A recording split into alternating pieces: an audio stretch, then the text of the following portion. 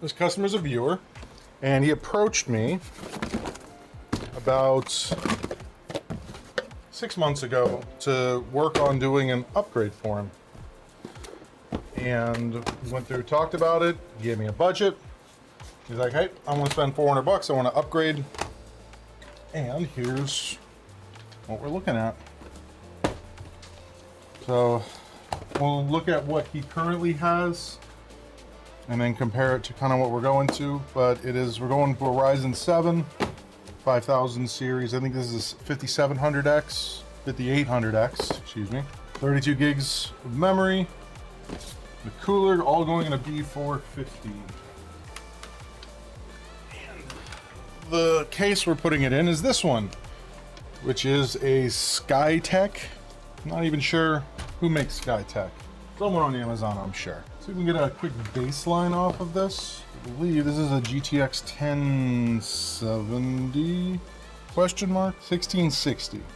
So let's quickly find out. We can benchmark this thing. The only thing I was a little bit concerned with this build was the power supply. It's a 550 watt, but I think overall it'll be fine. Whatever. Hey, look, there it goes.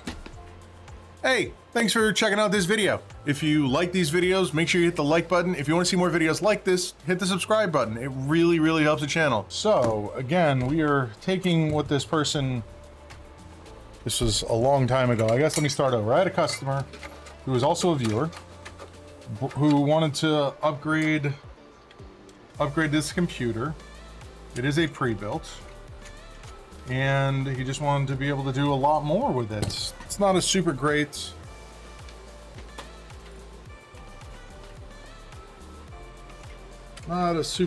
computer, but we can change that.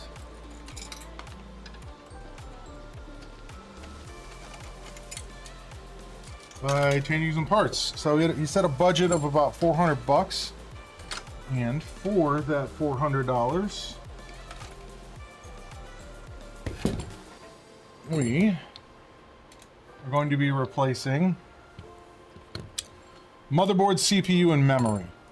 So start with what we're taking out. So what we're taking out is a BioStar B450MH. We're doing kind of a sideways move on this. We're going from a BioStar to an MSI. It's still going to be a B450, but it does have a little bit more legs on it comparatively. It is still a small form factor motherboard. The RAM we're going from, this is DDR3000. We're going up to 3600, so we're going to get a little bit more performance out of that. And then the processor we're going to is a Ryzen 7 5800 processor.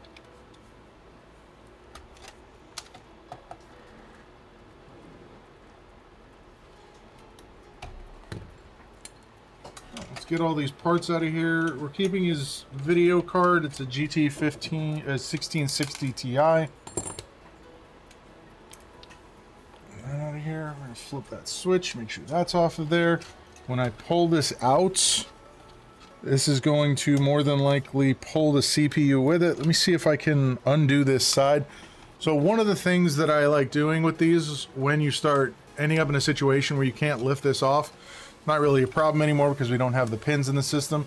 Make sure that, first off, that these metal clips are actually disconnected, and then you just gently wiggle back and forth and hope that they haven't tried to glue the heatsink on like this. So for those of you wondering why you would keep this GPU, because you only have a $400 budget and you need to upgrade the rest of the computer while this video card is still supported. Let's see what CPU we have in here. I believe this is an i3, Ryzen 5 3600. So a little bit older processor at this point. Definitely was able to get him going, keep him going. Pull that out, get this power supply disconnected from this. For what he was doing at the time, this was more than adequate. This is just a Wi-Fi card. Let's pull that out of there. Now, we're gonna need, he wants to start doing a little bit of streaming. And as I know from, the streaming that I do, CPU actually plays a pretty big role in that, unless you have a card that specially pushes the NVENC coding, which this card does not. And so we're moving on up. All right, it looks like it's working again, Tech. Thank you, whatever you did. Get that out of there, and we got one more screw. All right, so we get this out. This is still usable. I'm gonna give this back to him. In theory, he could sell this either on Amazon or Facebook Marketplace or eBay. He's got options. So he could potentially recoup some of his investment into the upgrade just by doing that. And I was looking for an SSD on the motherboard, but this does not have one. We're going to put this memory right there. We're going to pull out our new motherboard, which looks relatively similar. We are going to make sure that we put the new backplate on there while removing the old one. It's in there. All right, so let's get this out of here before we slap this in here and make sure that we don't need to put a special backplate on. Sometimes we do. It looks like we're going to need to with that box there.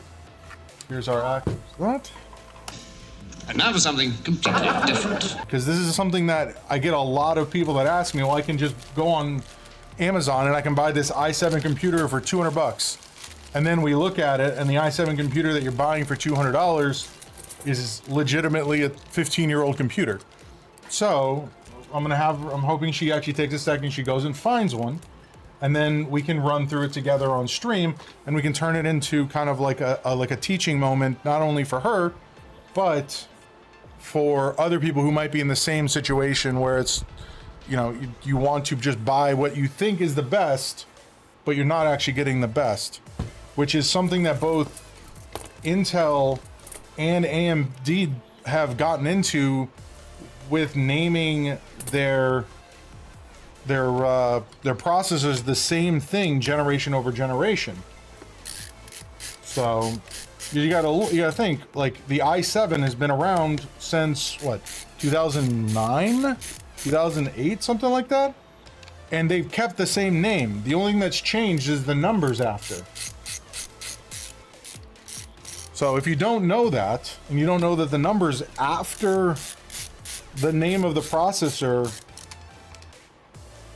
are what actually matters, you can literally buy yourself an old computer that has that like just looks like it's a good PC, but it's definitely not. Please tell me I didn't buy the wrong cooler. Is it this one?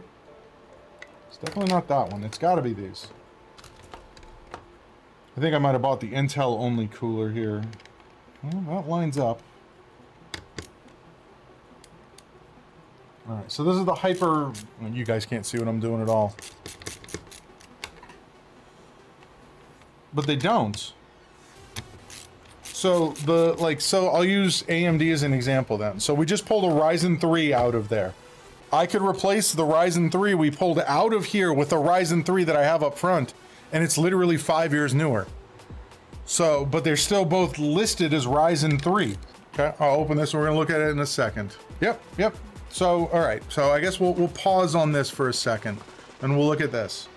So the computer that you just popped up is a computer where that is an i7 4770 or 4770 like CPU.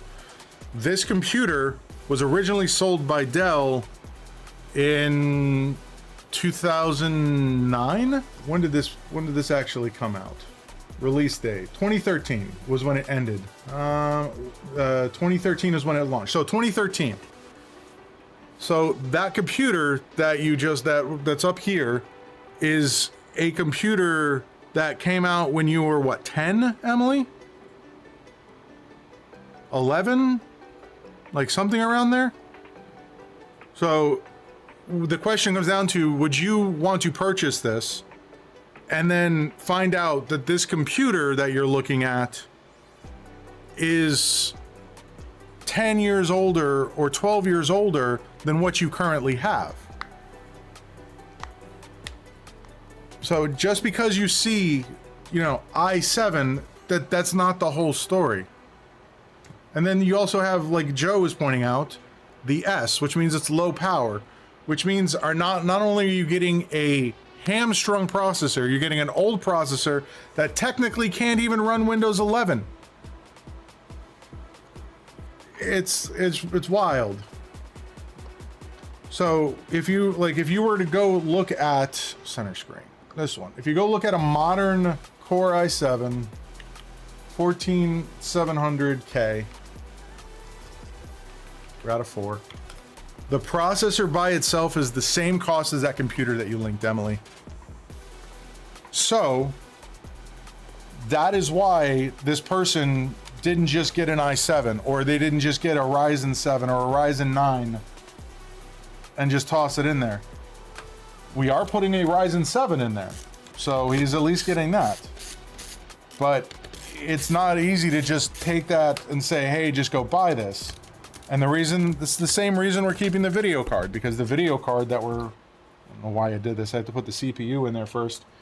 The reason that we're keeping the same video card is because not everyone can afford to upgrade everything all at once. What we're doing now is literally iterative upgrades. We're making a generational leap. We're still getting a lot of performance upgrade. We're getting better memory in there. And then once we have that, then he can say, hey, this platform that I have is gonna do okay for me for a little bit. And then once he's run it for a little while, he can then save up some money.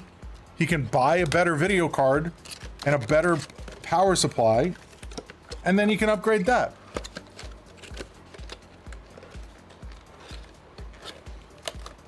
So overall, this is going to be a stout little computer for this guy, because we're going from an a third gen a third gen Ryzen 5 to a one generation behind Ryzen 7. That's pretty good. So, all right, so back to this. What we have, let's get that out of the way. So we have this. Say get that out of the way, but then you still can't see. We got the CPU in there. Make sure that this stays on and doesn't move. We got that.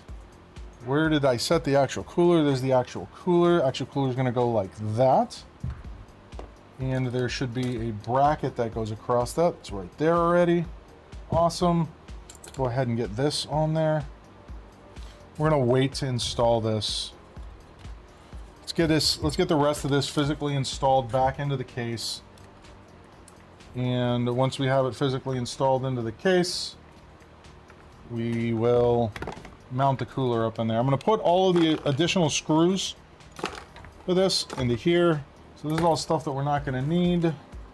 That in there, that in there. We're going to use my own thermal paste, because I'm a thermal paste snob and I only trust Noctua and Thermal Grizzly. What are my thoughts on MX4? Are you talking about the Mazda Miata MX-5 actually? Oh, we're talking about thermal compounds. And here I am in my car brain, because it's, you know, it's you. And I know that you have a knowledge of automobiles. So my brain was like, oh, he's clearly meant to say the Mazda Miata. The MX-4. Honestly, I haven't used the Arctic stuff. Like I said, there is two brands that I use, which is the Thermal Grizzly and the Noctua. So I don't have personal experience with that. Not to say that it's not good, I'm just saying I don't have the personal experience with it. This did not kick in already. So, I'm going to show you one of the biggest mistakes that you can make when you get one of these boards. So you can see it happening right here. See this little metal clip? That little metal clip will prevent you from ever putting Ethernet into this board without actually clipping it. So just make sure that you're not getting that into your Ethernet port. Same thing with your USB ones. I guess we're gonna bend all of these up. Yes, to be on the safe side. And then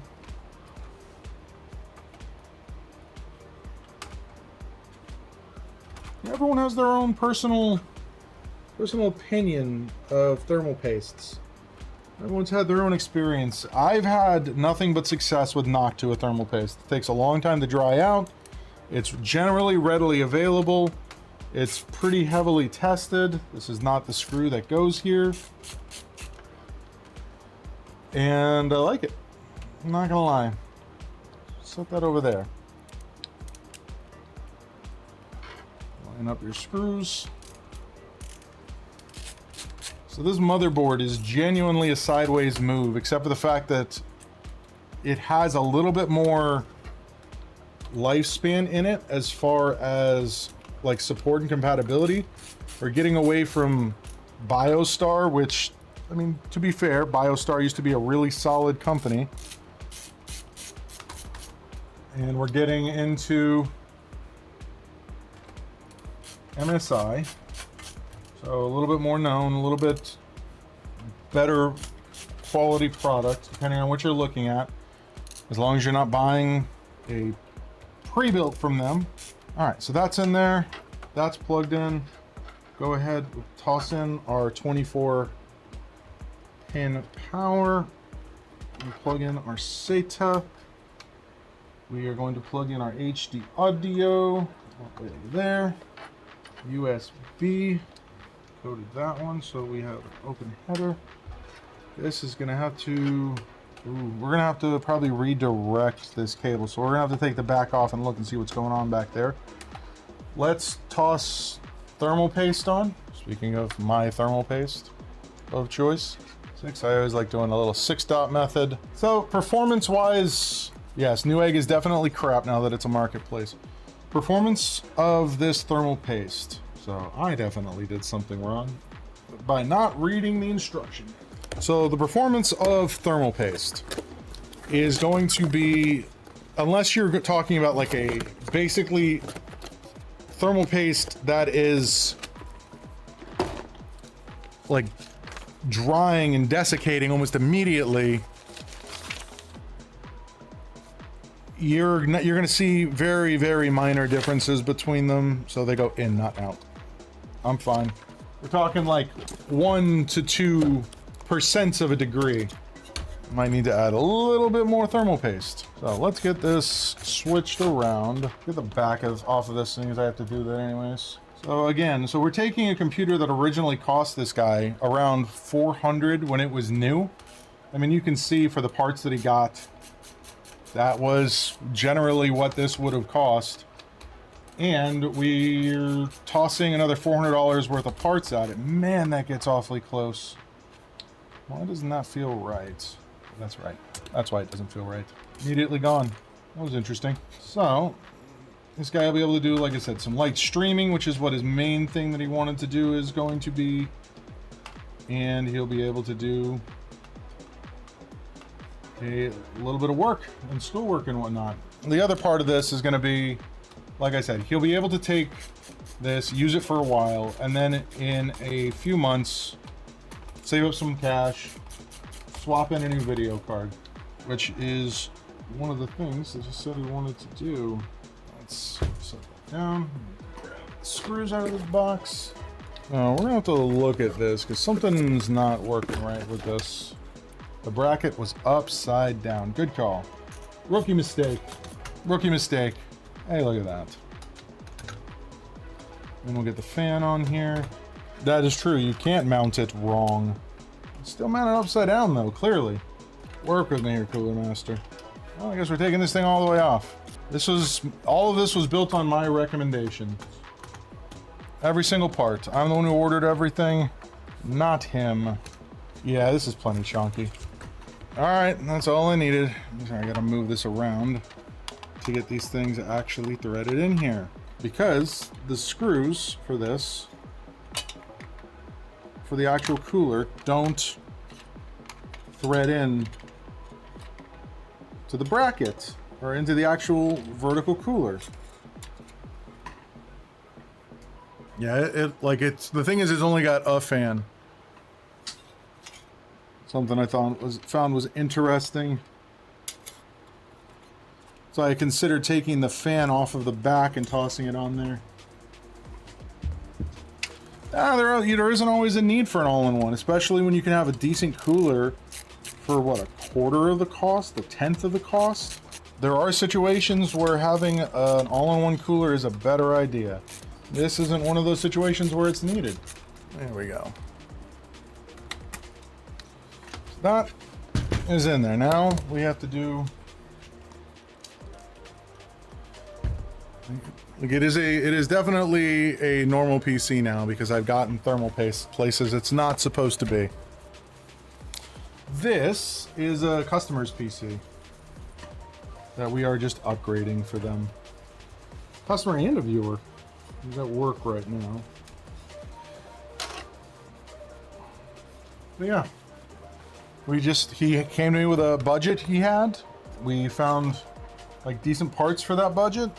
Like what's really going to be aggravating now that I've started talking is that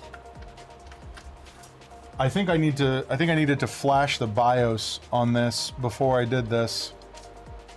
Well, we'll see here. It's an MSI, so it might be up to date, but then again, it might not be up to date because, you know, MSI things. Oh, we got that. We got that. That's on there. Our memory. 2 DIMMs of memory. My initial thought with this was to go to DDR5, but every time I tried to get them up to DDR5, it would literally start popping outside of the budget that we set. Wow, that stuff is just crammed in here. So I need to find the USB 3 cable, which I believe is this guy. And we're gonna have to route this in through a different spot on this. Yeah, I'm shocked at the quality of the cable management in there.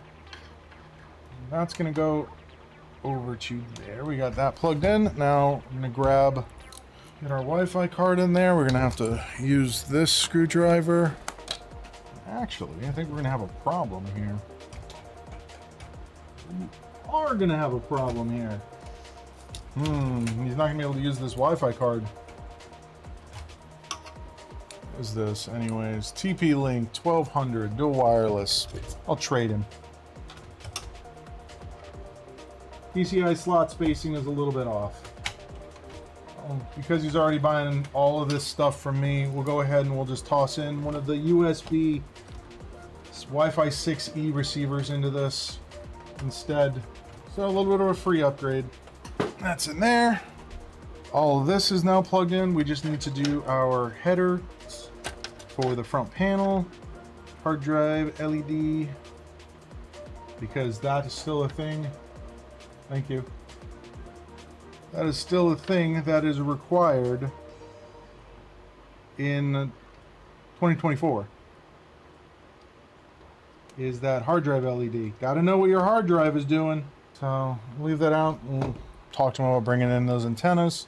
All right, let's see if she just posts. That'd be nice, right? CPU fan, RAM. Almost forgot this. There we go. Video card. That. See what we get. All right, so this unfortunately doesn't have any way of seeing if you have errors or anything. So we're gonna have to go a little bit old school without BIOS speaker. See if we're beeping away. It's still AM4, so shouldn't have a long memory learn. But then again, we might, and I still might have to flash the BIOS of this thing before we do anything. There it goes. Never mind, it's working. But what we are going to do is we are going to update the BIOS, because we are on BIOS. Does it say which version we're on up there? A10. Let's see if we can't find an upgraded one.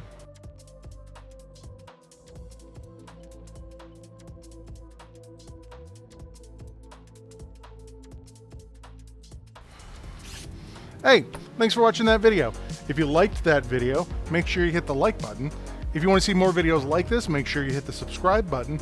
And I stream daily on Twitch at twitch.tv/SpecVengeance. And yeah, if you want to learn more about my services, check out Bradenton PC Repair.com. Thanks for watching, and I'll catch you on the next one.